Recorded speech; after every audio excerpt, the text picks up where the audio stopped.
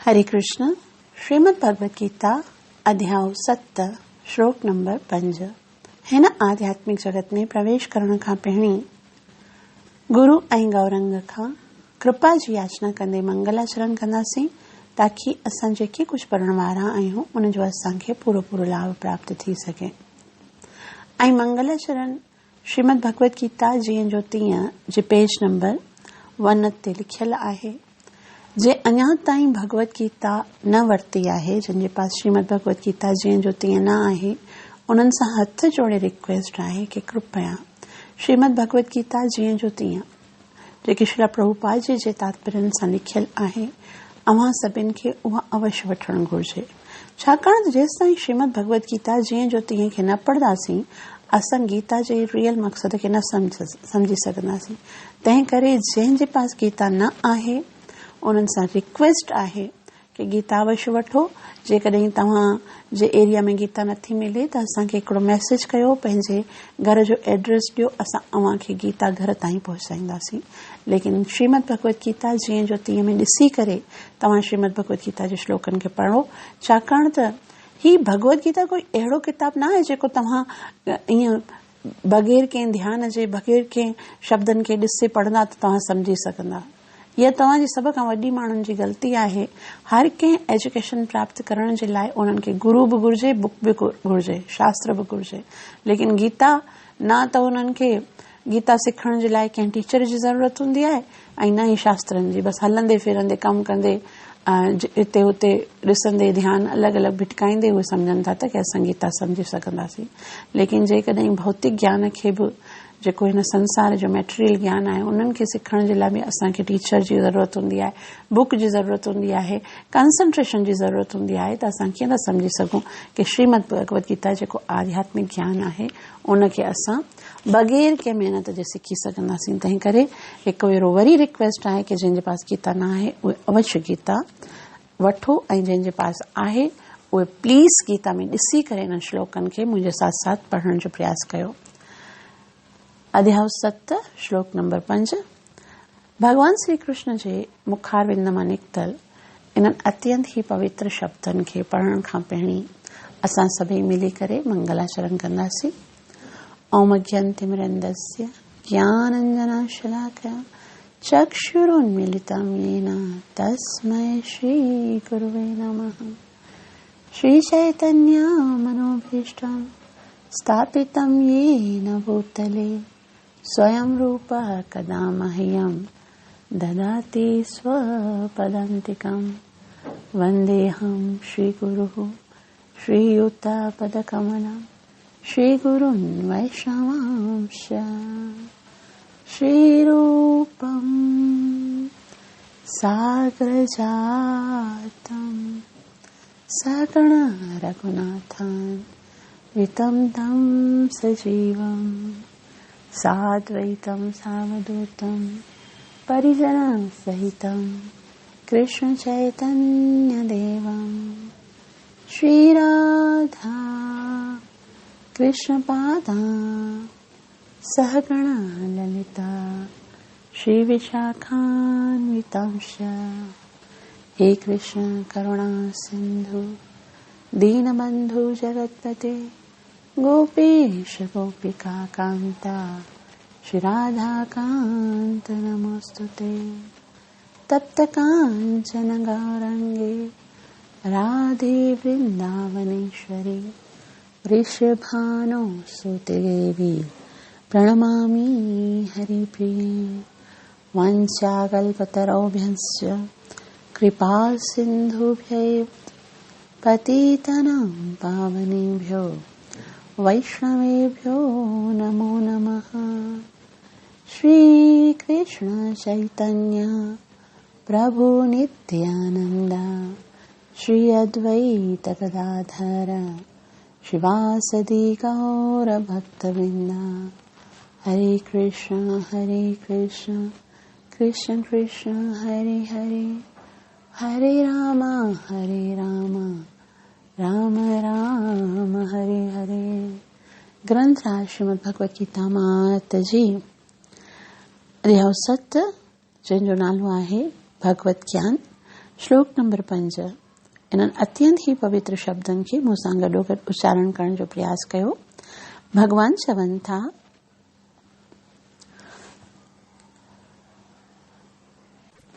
अपरियमितस्त्वन्यां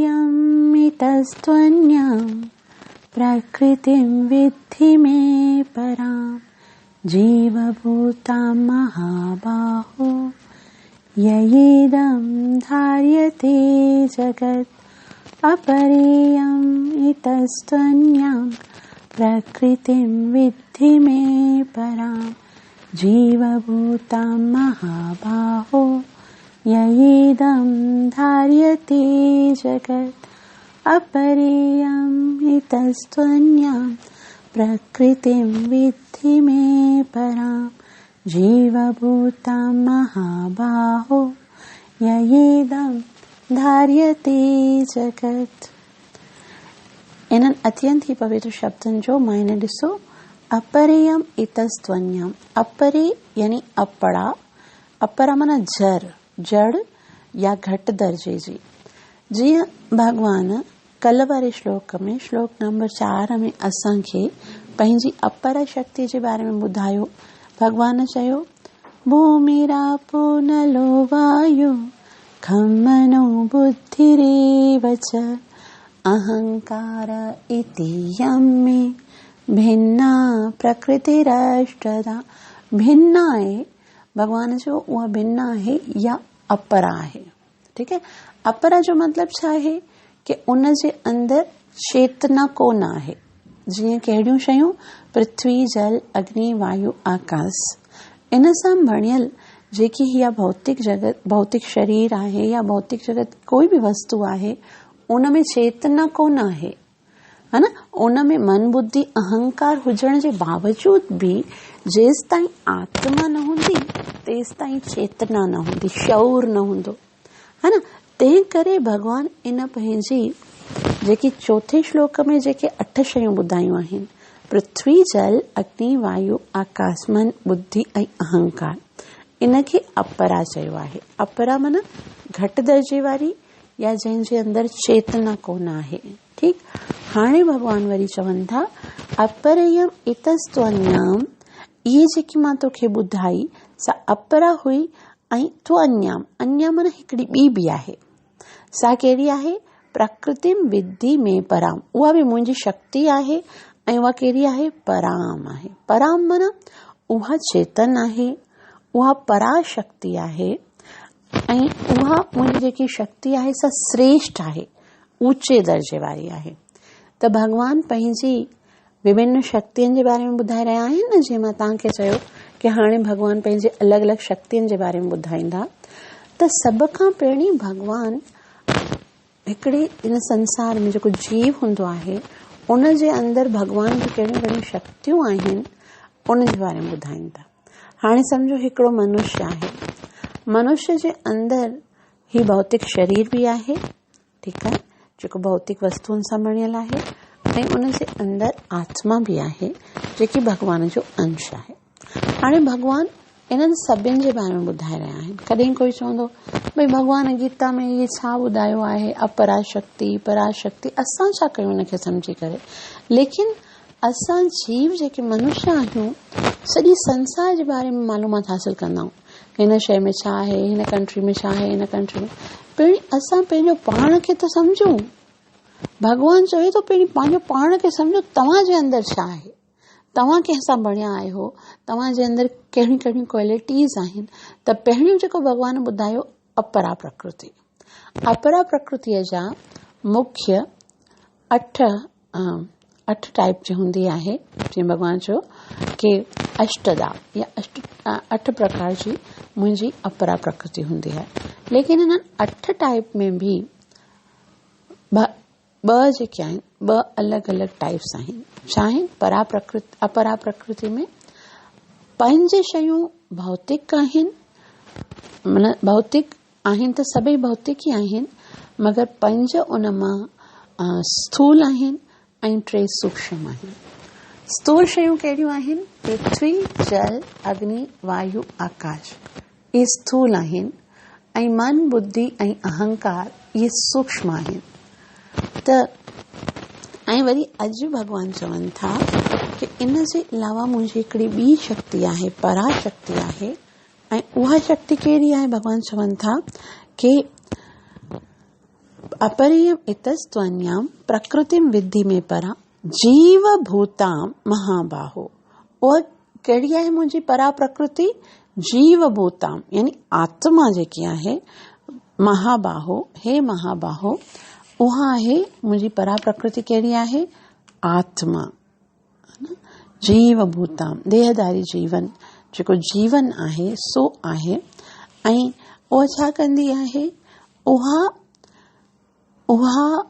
जेको हिन संसार ययेदम धार्यते जगत, यये मन जंहिंजे द्वारा इदम हियो धार्यते धारण कयो वञे थो जगत या संसार।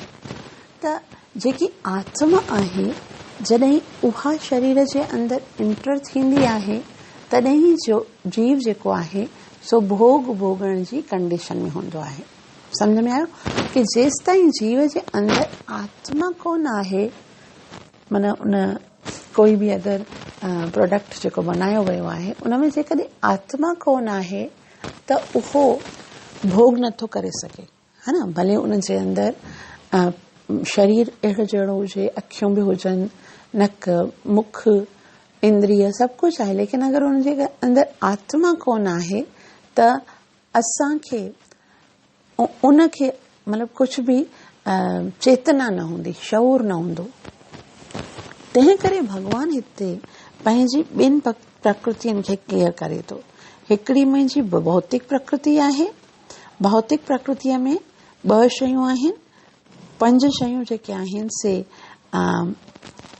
5 शयूं भौतिक स्थूल आहिनि ऐं 3 शयूं सूक्ष्म आहिनि। स्थूल कहिड़ियूं आहिनि? पृथ्वी, जल, अग्नि, वायु, आकाश। ऐं सूक्ष्म आहिनि मन, बुद्धि, अहंकार। लेकिन इहे सभु आहिनि भौतिक आहिनि।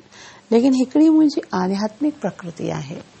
आध्यात्मिक प्रकृतिअ में छा ईंदो आहे? अर्जुन मन पुछे कि भई जीअं जेकी अपरा प्रकृति आहे उन में इहे 8 शयूं आहिनि, त जेकी तव्हांजी श्रेष्ठ प्रकृति आहे त उन में घणियूं शयूं आहिनि? त भॻवान चयो उन में सिर्फ़ु आत्मा आहे। जीव भूता महाबाहो ययेदम धार्यते जगत। और इहा आत्मा जेकी आहे सॼे संसार जे जेके बि वस्तु आहिनि उन्हनि जो विदोहन कंदी आहे। विदोहन माना उन्हनि खे पंहिंजे लाइ यूज़ कंदी आहे। आत्मा जॾहिं शरीर में ईंदी आहे तॾहिं वस्तुअनि खे पंहिंजे लाइ यूज़ कंदी आहे। त हिते असांखे भॻवान पंहिंजी 2 मुख्य शक्तियुनि जे बारे में ॿुधायो। हिकिड़ी आहे अपराशक्ति ऐं ॿी आहे पराशक्ति। जॾहिं इन्हनि ॿिन्हिनि शक्तियुनि जो मिलाप थींदो आहे तॾहिं जीव विभिन्न योनियुनि में अची करे संसार में पंहिंजे पंहिंजे कर्मनि जे अनुसार फल भोगींदो आहे। लेकिन सभ खां वॾी ॻाल्हि जेकी सम्झण जी आहे कि शक्तियुनि ते अधिकार जेको आहे सो शक्तिमान जो हूंदो आहे। जीव चाहे कहिड़े बि स्वरूप में अचे उहो स्वतंत्र कोन आहे। जेसि ताईं जीव खे भॻवान जी शक्ति प्राप्त कोन आहे, जीव हिकु त जीव पंहिंजे लेखे भॻवान जी शक्ति आहे ऐं उन सां गॾोगॾु जीव खे ही भौतिक जगत में ही शरीर प्राप्त थींदो आहे, शरीर सां रिलेटेड समस्त वस्तु प्राप्त थींदियूं आहिनि, तॾहिं उहो कोई कार्य करे थो। बाक़ी जेको मैटर हूंदो आहे, जीअं भॻवान जी जेकी अपरा प्रकृति आहे उन जे अंदरि जेसि ताईं भॻवान जी परा प्रकृति शामिल न थींदी आहे तेसि ताईं उहो कोई बि कार्य न करे सघंदो आहे। जड़ हूंदो आहे न, जड़ कोई बि कार्य न करे सघंदो आहे। जीअं मां तव्हांखे हिकिड़ी एग्जाम्पल ॾियां कि अपरा शक्ति जे अंदरि चेतना न हूंदी आहे। चेतना माना फीलिंग्स न हूंदी आहे, ठीकु आहे, सोच सम्झण जी भाव न हूंदो आहे, कॉन्शियसनेस न हूंदी आहे। तंहिं करे उहो कुझु बि थी वञे उन जे अंदरि कोई इच्छा बि नथी अची सघे, है न। जीअं असां कोई वस्तु ॾिसूं था, जीअं हिकिड़ी वीडियो हली रही आहे, मूवी हली रही आहे, असां मिली करे उहा मूवी ॾिसी रहिया आहियूं। हिकिड़ो मूवी ॾिसण वारो जीतो जागतो इंसान ऐं ॿियो वरी मूवी ॾिसंदो आहे उहो कैमरा, हा न। कैमरा जे अंदर बि लेंस हूंदो आहे, उहो बि मूवी ॾिसे थो। हिकिड़ो मूवी ॾिसण वारो आहे कैमरा ऐं ॿियो आहे कैमरामैन। जॾहिं मनुष्य या कैमरामैन जॾहिं मूवी ॾिसे थो त उन मूवीअ खे ॾिसी करे उनखे अवश्य कुझु न कुझु थिंकिंग ईंदी आहे, कुझु थॉट्स ईंदा आहिनि, कुझु भाव ईंदा आहिनि कि हिन मूवीअ में हिन हिन सुठो एक्टिंग कई आहे, हिन सही एक्टिंग न कई आहे, ही ड्रेसिंग सुठी आहे, हे डायलॉग सुठा आहिनि, हे गानो सुठो आहे, या ही शइ पसंदि न आहे। माना कुझु न कुझु फीलिंग्स, कुझु न कुझु भाव ईंदा आहिनि। ऐं वरी कुझु प्राप्त करण जी बि इच्छा हूंदी आहे कि भई हिननि इहा शइ अचीव कई आहे त मूंखे अचीव करणी आहे, या कुझु XYZ। लेकिन उहा ई मूवी जेको कैमरा ॾिसंदो आहे उन जे अंदरि कोई कॉन्शियसनेस न हूंदी आहे, तंहिं करे उन जे अंदरि का फीलिंग्स न ईंदी आहिनि, उन जे अंदरि का सोच न ईंदी आहे, इच्छा न ईंदी आहे। इन ई तरह सां हाणे जेको असांजो जेको शरीर आहे न, उहो बि ॿिनि चीज़नि सां बनियो आहे। मनुष्य जेको आहे उहो ॿिनि शयुनि सां बणियल आहे। हिकिड़ो भॻवान जी अपरा प्रकृति जंहिंसां इहो शरीर बणियो आहे, ॿियो जीव आत्मा जेकी अंदरि रहे थी। जेसि ताईं इन्हनि ॿिन्हिनि जो मिलाप न थींदो आहे तेसि ताईं सृष्टि जेकी आहे सा वजूद में न ईंदी आहे।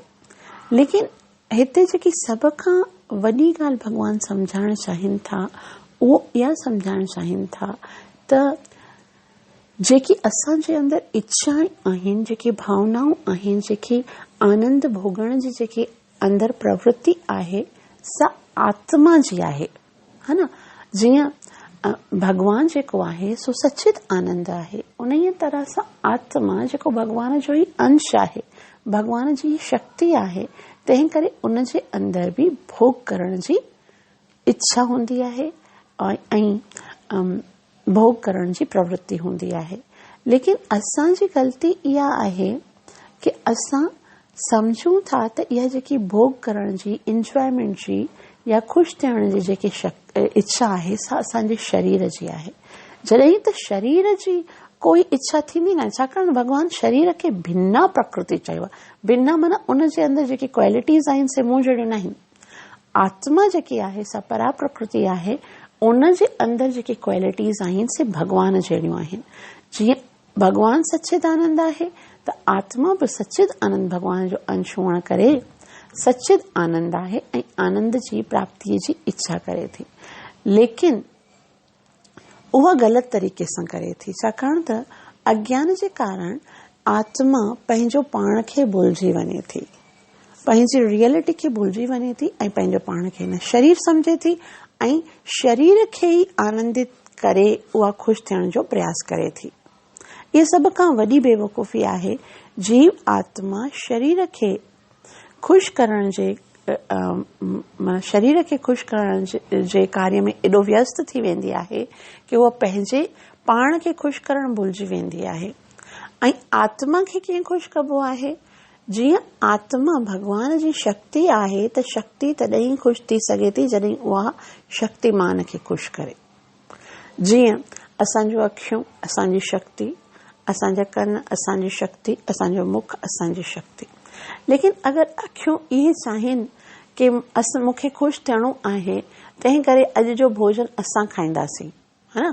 हर कोई भोजन जेको आहे सो मुख खाई छॾींदो आहे, पेट भरजंदो आहे। मां केतिरो ॾिसंदी आहियां ऐं मूंखे त कुझु खाइण लाइ करे मिलियो ई न आहे, तंहिं करे हाणे भोजन मां पाण कंदसि। त छा थींदो? अखियूं ख़राब थी वेंदियूं, हा न। उनखे कष्ट मिलंदो, उनखे भोजन सां कोई आनंद अचण वारो न आहे। अगरि अखियुनि खे आनंद करणो आहे त भोजन कंहिंखे मिलणु घुरिजे?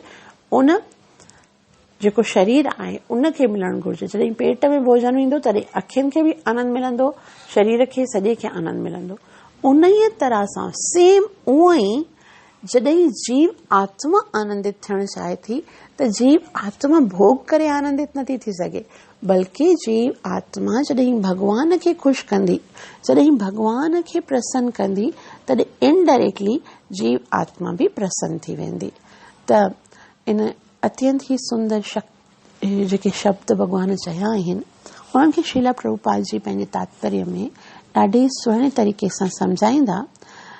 इन्हनि खे असां पूरो बुद्धीअ सां एकाग्रचित थी करे सम्झण जो प्रयास कंदासीं। तात्पर्य श्रीला प्रभुपाद द्वारा। श्रीला प्रभुपाद जी जय।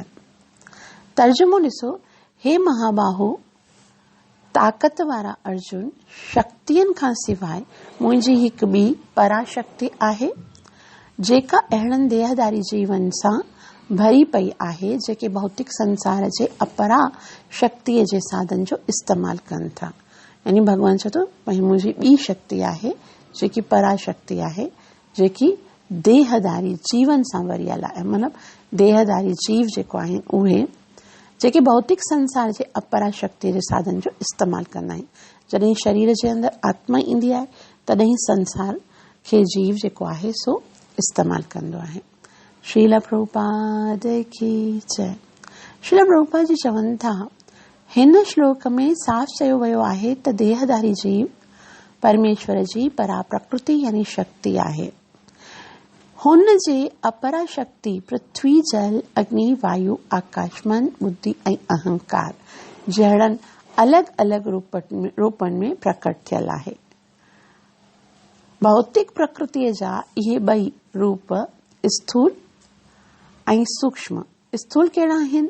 पृथ्वी, जल, अग्नि, वायु, आकाश। ऐं सूक्ष्म कहिड़ा आहिनि?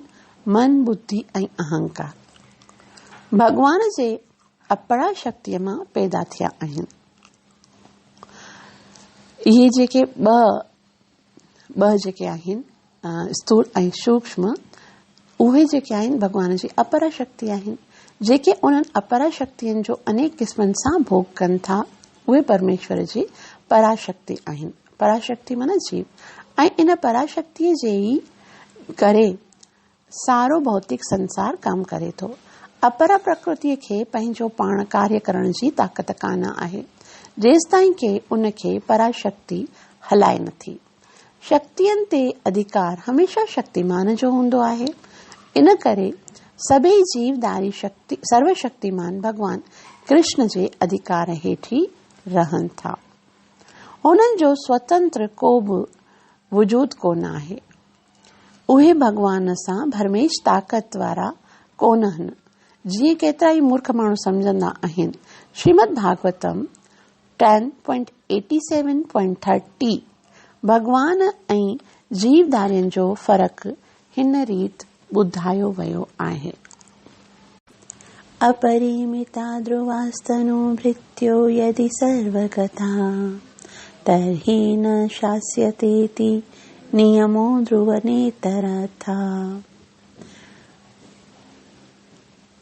अजनी च यन्मयं तद विमुच्य नृत्य भवेत् सममनु जानता यदमतं मतदुष्टतया। इते श्री प्रभुपाद जी श्रीमद भागवतम जे 10 सिकंद जो हिकिड़ो श्लोक लिखियो आहे जंहिंजो मतिलबु आहे, हे परम शाश्वत परमेश्वर, जेकॾहिं सभई देहधारी जीव तो वांगुरु शाश्वत सदाई दायम कायम ऐं सर्वव्यापी हर हंधि हाज़ुर नाज़ुर हुजनि हा त पोइ हू तुंहिंजे ज़ाब्ते में न हुजनि हा।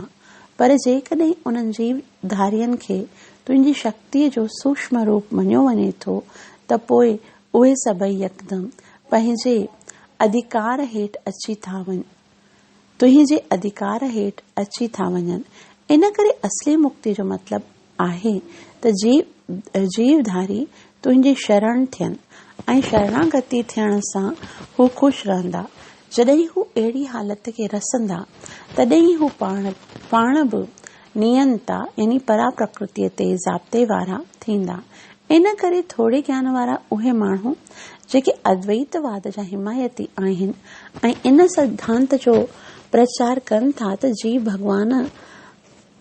ऐं भगवान हर तरह सां हिक ॿिए जे समान आहिनि, दरअसल दूषित मन ऐं कुलुषित यानी गलीज़ वीचारनि जे करे गुमराह थियल आहिनि। इन श्लोक में ॿुधायो वियो आहे कि जीव भगवान जी शक्ति आहे ऐं तंहिं करे जीवधारी जेकी आहे उनखे हमेशा भगवान जे अधिकार हेठि अची करे कमु करणो आहे। इहो ई जीव जो वास्तविक पहचान आहे कि जीव जेको आहे जीवेरे स्वरूप है कृष्ण नित्यदास। तंहिं करे जॾहिं उहो पंहिंजे वास्तविक स्वरूप खे सम्झंदो तॾहिं जीव आनंद सां ख़ुशि रहंदो। शरणागत थियण सां हू ख़ुशि रहंदो। जॾहिं हू अहिड़ी हालत खे रसंदो तॾहिं हू पाण बि नियंता यानी परा प्रकृति ते ज़ाब्ते वारा थियनि। यानी हाणे जीव जॾहिं पंहिंजी असलियत खे सम्झंदो तॾहिं हू आनंदित थींदो। लेकिन कुझु जेके आहिनि अद्वैतवाद जो जेको प्रचार कंदा आहिनि से छा चवंदा आहिनि कि जीव ऐं भॻवान हर तरह सां हिक ॿिए जे समान आहिनि। ही सभ खां वॾी बेवकूफ़ी आहे जेकी जीव खे भॻवान जे समान ॿुधाईंदी आहे। जीव भॻवान जे हमेशा अंडर में रही करे कार्य कंदो आहे। भॻवान जी शक्ति आहे, तंहिं करे शक्तिमान जे कंट्रोल में आहे। त श्रील प्रभुपाद जी चवनि था त जीव ऐं भॻवान हर तरह सां हिक ॿिए जे समान आहिनि। दरअसल उहे दूषित मन ऐं कुलषित यानी गलीज़ वीचारनि जे करे गुमराह थियल आहिनि। अॻियां वरी श्री प्रभुपाद जी चवनि था परमेश्वर कृष्ण ई हिकिड़ो नियंता आहे ऐं सभई जीव हुन जे ज़ाब्ते में आहिनि। इहे जीवधारी हुन जी परा प्रकृतिअ जो रूप आहिनि, छाकाणि त उन्हनि जे वजूद जो गुण संदसि जहिड़ो ई आहे, पर हू शक्तिअ जे मिक़दार में साणस भरमेश कॾहिं बि न आहिनि। हाणे उन जे अंदरि क्वालिटीज़ त उहे ई आहिनि। जीअं भॻवान जूं क्वालिटीज़ कहिड़ियूं आहिनि?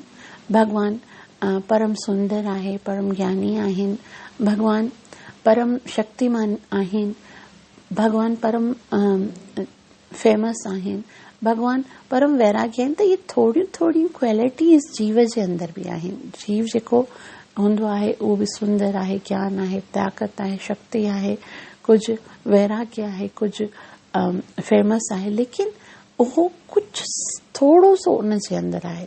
क्वांटिटी बिल्कुलु क्वालिटीज़ उहे ई आहिनि, पर क्वांटिटी बिल्कुलु ईअं आहे जीअं समुद्र अंदरि जेकी क्वालिटीज़ हूंदियूं आहिनि, समुद्र जे अंदरि जेके क्वालिटीज़ हूंदियूं आहिनि, जेकी समुंड जी हिकिड़ी बूंद हूंदी आहे, सागर जो हिकिड़ो फुरो बि जेकॾहिं हूंदो आहे त हुन फुरे जे अंदरि बि क्वालिटीज़ उहे ई आहिनि, मगर क्वांटिटी बहुत घटि आहे।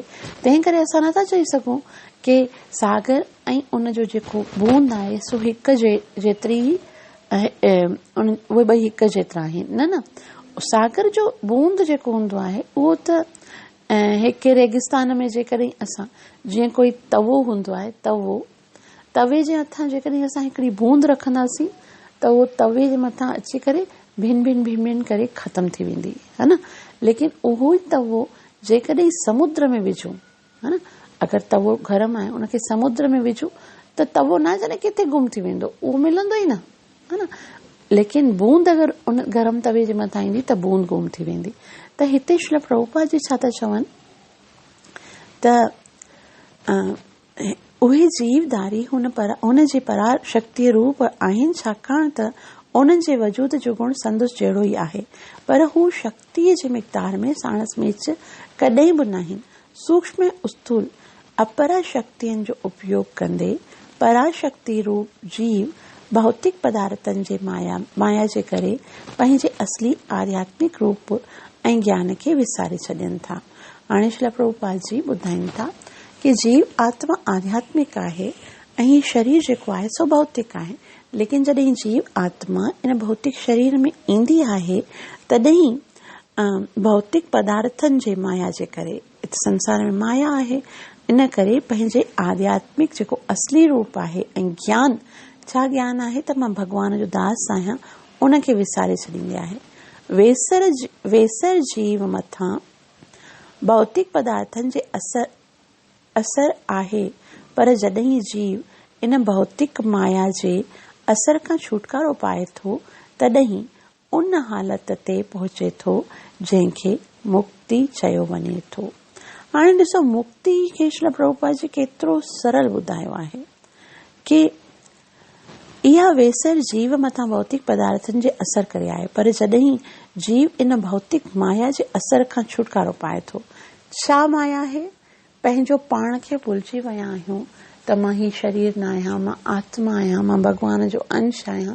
इन माया जे करे असां छा सोचींदा, असां ही शरीर आहियूं, तंहिं करे शरीर खे असां सभु कुझु सम्झी करे उनखे आनंदित कंदा आहियूं। लेकिन श्री प्रभुपाद जी चवनि था, पर जॾहिं जीव इन भौतिक माया जे असर खां छुटकारो पाए थो, तॾहिं उन हालत ते पहुचे थो जंहिंखे मुक्ति चयो वञे थो। बसि इहा हिकिड़ो अज्ञान समाप्त थी वञे। मां ऐं मुंहिंजो जेको भौतिक जगत में लॻो आहे उहो असांजो मिथ्या अहंकार आहे। असांजो वास्तविक अहंकार छा आहे त मां भॻवान जो भक्त आहियां, भॻवान जो दास आहियां ऐं भॻवान जी सेवा करण ई मुंहिंजो एकमात्र लक्ष्य आहे। त जॾहिं इहो ज्ञान प्राप्त थींदो आहे तॾहिं इन ते पहुचे थो जंहिंखे मुक्ति चइबे थो। इहा ई जेकी आहे सा मुक्ति आहे। त अज्ञान खां जीव ॿाहिरि निकिरे ऐं पंहिंजे स्थितिअ खे सम्झे। मुक्ति हित्वा अन्यथा रूपे स्वरूपेण व्यवस्थित आहे। चैतन्य महाप्रभु चवनि था मुक्ति जो मतिलबु आहे जीव पंहिंजे वास्तविक स्वरूप में अचे। कूड़ी माया जे असर करे जीव अहंकार में अची पाण खे भौतिक शइ सम्झे थो ऐं भौतिक सलाहियतनि खे पंहिंजूं सम्झे थो।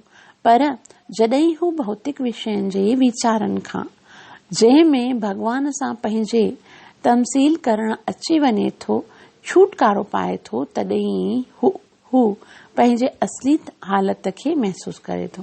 हाणे श्रील प्रभुपाद जी की सिंसियरिटी जे बारे में कि जीव बेवकूफ़ी जे करे पंहिंजो पाण खे ई शरीर सम्झण लॻे थो, लेकिन भौतिक ऐं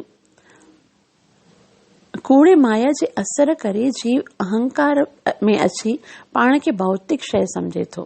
उहो सम्झे थो कि मां ही भौतिक जगत आहियां, भौतिक जगत जो शरीर आहियां। भौतिक सलाहियतनि खे पंहिंजो सम्झे थो कि जेके मुंहिंजी क्वालिटीज़ आहिनि हिन शरीर जूं, सुंदरता, ज्ञान, इन शरीर जी क्वालिटियुनि खे उहो सम्झे थो पंहिंजी क्वालिटियूं। पर जॾहिं हू भौतिक विषयनि जे वीचारनि खां जंहिंमें भॻवान सां पंहिंजे तमसील करण बि अची वियो, जेके बि भौतिक वीचार आहिनि, जेके भौतिक विषयों खां ये खाना चाहिए, सोना चाहिए, आमोद प्रमोद करना चाहिए, मिलना चाहिए, घूमना फिरना चाहिए, जॾहिं इन्हनि सभिनि वीचारनि खां जंहिंमें भॻवान सां मिली करे हिकु थियण अचण बि अची वञे थो, उन्हनि सभिनि खां जॾहिं उहो छुटकारो पाए थो, तॾहिं हू पंहिंजे असली हालत खे महसूस करे थो। इन करे उहो नतीजो कढी सघिजे थो त गीता जीव खे कृष्ण जी अनेक शक्तियुनि मां हिकु शक्ति हुअण जी ताक़ीद करे थी। ऐं जॾहिं इहा शक्ति भौतिक प्रदूषण यानी गिलाज़ियतनि खां आजी थिए थी त इहा पूर्ण रूप में कृष्ण भावना में अचे थी यानी मुक्त थिए थी। हेॾे श्री प्रभुपाद जी चवनि था इहा जेकी शक्ति जॾहिं जीव जे अंदरां इहो अज्ञान ख़तम थी वेंदो कि मां ही शरीर आहियां, संसार सां रिलेटेड आहियां, तॾहिं उनखे रियलिटी ख़बर पवंदी त मां भॻवान जो दास आहियां, तॾहिं हू पंहिंजे असली हालत खे महसूस कंदो। जॾहिं इहा भौतिक जेकी पहचान आहे सा ख़तम थींदी, तॾहिं हू पंहिंजे जेको असली उनजी हालत आहे उनखे महसूस कंदो। ऐं इन करे नतीजो कढी सघिजे थो त गीता जीवन खे कृष्ण जे अनेक शक्तियुनि मां हिकु सम्झे थी, हिकु हुअण जी ताक़ीद करे थी। गीता छा थी ॿुधाए कि जीव आत्मा जेकी आहे सा भॻवान जी शक्ति आहे। ऐं जॾहिं इहा शक्ति भौतिक प्रदूषण खां आजी थिए थी त उहा पूर्ण रूप में कृष्ण भावना में अचे थी यानी मुक्त थिए थी। जॾहिं भौतिक प्रदूषण, छा प्रदूषण आहे? जीव अज्ञानता ही सभ खां वॾो प्रदूषण आहे। अज्ञानता ही सभी मुश्किलात उनजे अंदरि सभु जेकी मुश्किलियूं ईंदियूं आहिनि जीवन में से सभु अज्ञानता जे करे ईंदियूं आहिनि। छाकाणि त असां पंहिंजे पाण खे शरीर सम्झंदा आहियूं। दुख सुख मान हानि लाभ हानि ऐं मान अपमान जेको कुझु बि मिलंदो आहे सो सिर्फ़ु इन शरीर जे करे मिलंदो आहे। बाक़ी आत्मा जेकी वेठी आहे उन आत्मा खे कॾहिं को दुख, कॾहिं का तकलीफ़, कॾहिं को प्रॉब्लम अची नथो सघे। बसि हू भॻवान जी शुद्ध भक्तिअ में अची वञी लॻे थो।